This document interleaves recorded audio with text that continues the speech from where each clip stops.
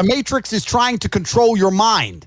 They're very good at it. Permanently distracted and semi-depressed. Working their asses off in jobs which will never satisfy them and never pay enough money.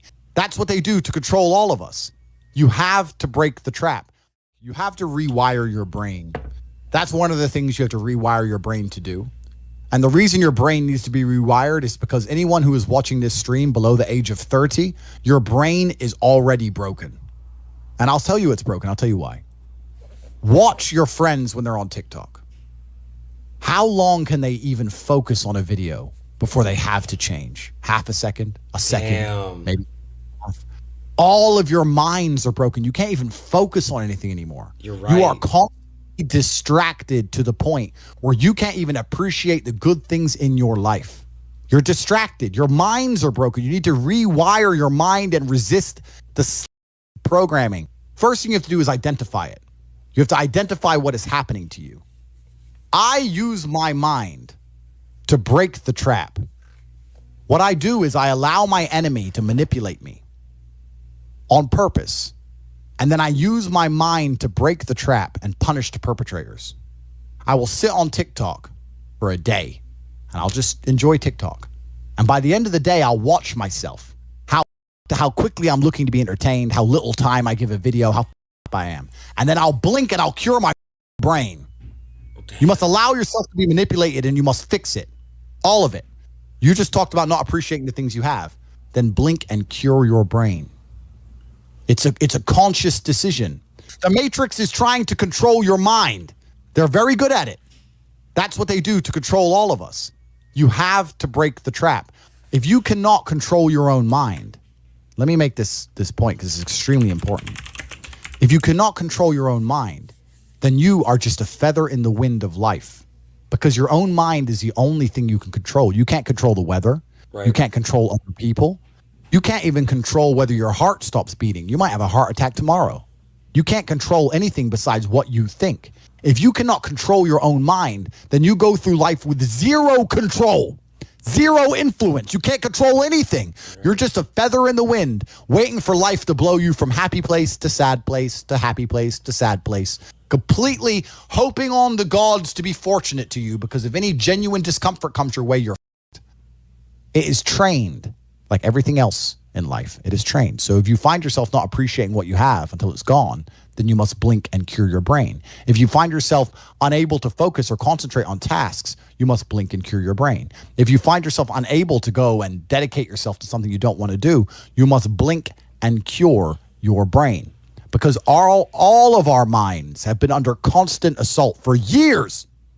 The way the mind functions, the way people interact has changed so significantly in the last 10 years you wouldn't believe. If you go to a party today as opposed to a party 10 years ago, they look completely different. People are acting differently. People are on their phones now than ever used to be. Even now, people will go to places only to get an Instagram picture, even if they don't enjoy the place. It's all about pretending they're having fun as opposed to actually having fun. The entire paradigm of society and how we interact has now changed. Every single thing in the world is attempting to influence you. I'll give you another paradigm that people need to understand. I ask people have these beliefs. Doesn't matter what their belief is. Doesn't matter, they believe in something. I say, where did you get that belief from? And they don't know. Oh, well, it's just how it's supposed to be. Where did you get that belief? Who told you that? And does that person have your best interests at heart? Think about it. Think about all the things you truly believe. Think where you learned it, and think if that person actually gives a fuck about you. Because the only thing you should be learning from is personal experience for people who genuinely care about you and love you. Most people are out here believing things and repeating things that were told to them by people who don't even fucking like them, by their enemies. Everyone's mind is fundamentally all of it. Look at me. I'm a guy who decided to conquer social media. I blinked, I cured my brain, I used basic indefatigability, I used perspicacity, I used compendiousness, I used my mind, and I focused, and I fucking conquered the world in a few short months. It's not difficult, there's just no competition, because everybody's fucking distracted. It's so easy to win if you can control your own mind, but it seems that nobody fucking can. And that's how the people who run the world keep the world running, because they have all the slaves exactly where they need them to be, permanently distracted and semi-depressed, working their asses off in jobs which will never satisfy them and never pay enough money. That's the Matrix. The only hope you have is to cure your brain, see the attacks which are coming from the Matrix, get a strong network of individuals such as the War Room, and then learn how to escape.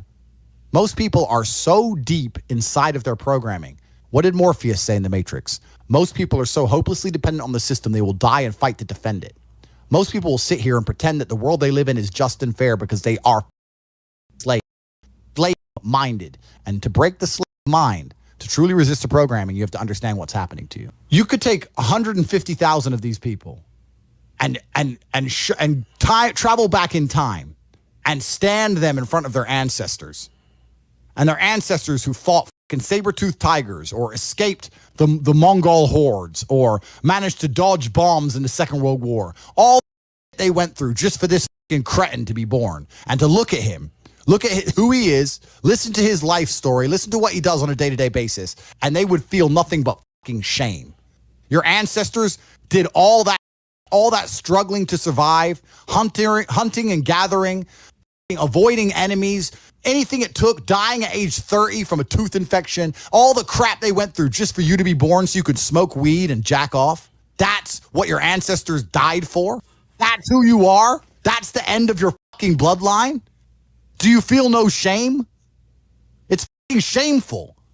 My ancestors will look at me and think everything we went through was fucking worth it. Your ancestors will look at most of these people, their ancestors look at them and feel nothing but fucking disgust. And they should look in the mirror, look deep in their own eyes and say, yes, I'm fucking disgusting. I can change this. That's the beauty about being a man. If you're disgusting, you can change it. That's the beauty. There's nothing stopping you changing it. The people who go, yes, I'm wasting my potential. Those are the ones who have potential. The ones who stand up and go, I am wasting my potential. I could be anything and I am not that yet. They have a chance. The men who go, well, no, actually, I'm fine. They're inside the Matrix, fully slave-minded. They're a waste of time. Damn. But if you sit there and go, you know what? Yeah, I am wasting my potential. Yes, I can be more than I am. Even if I'm already great, I can be better. As good as I am, I still push myself to the limit every single day. I have every single thing a man could possibly want. I'm still pushing myself. This is your prerogative as a man. But you need to be instilled with a sense of duty to your bloodline. You must want it. You need to want it deep inside your soul. I can't die as anything less than emperor. I stand in the mirror with a pure heart. I know I am the best version of me that could possibly ever exist. I know that God is proud of me. There's nothing that God hates more than sloth and laziness. If God were to create a man and that man were to sit around and do all, God will frown upon you. It's why you're never lucky. If you're listening to this and you think I'm never lucky, I'll tell you why, because God dislikes you because you're lazy. Start to work. Start to show God the beauty of his own creations. You'd be amazed how lucky you'll become. Wow. God is unhappy with these people. And inside their hearts, they're unhappy. We talk about depression, anxiety, all those things you mentioned earlier on this podcast. That comes from self-loathing. You loathe your own weakness. You loathe your own laziness. This is what all of these things are. I don't feel depression. How can I feel depression when I'm the most powerful version of me that I could ever be?